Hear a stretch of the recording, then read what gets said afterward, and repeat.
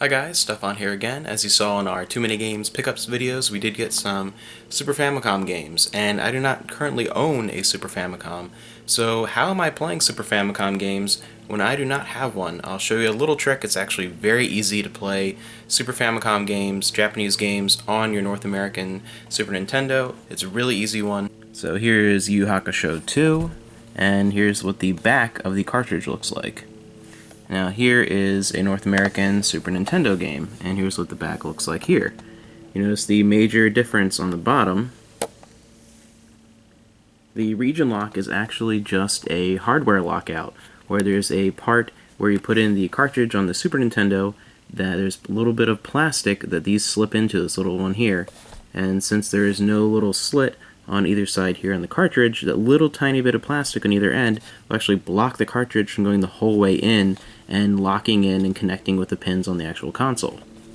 So you probably can't see very clearly here. Camera is not that great for detail in little corners like this, but these are the two little areas of plastic. I already pulled them out. You can see kind of the somewhat jagged little edge here. So that's all you have to do is take some pliers, and you can take the top off the console and make it a little bit easier.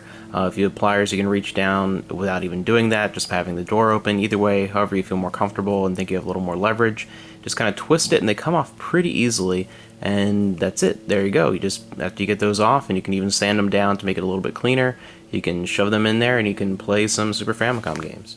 Now, this isn't the type of thing that I normally like to do. I don't like to modify hardware in that manner. It looks kind of crappy, and I would much rather play my Super Famicom games on a Super Famicom. But until I get one, this is a nice little stopgap, and I do have this old beat-up, yellowed, falling apart Super Nintendo that sometimes doesn't work that I got for next to nothing last summer at a garage sale. So if you have kind of an old beat-up one like this, that's kind of just an extra one, you don't mind not looking perfect because it already looks like it's about to go in the trash, then I personally don't have a problem with kind of modifying something like this just to play some games until I'm able to get my hands on an actual system and have a little bit more of a genuine experience. It's such an easy thing to do, saves you some money in getting another system. Just rip those two little tabs out and you can have fun with a lot of Japanese imports.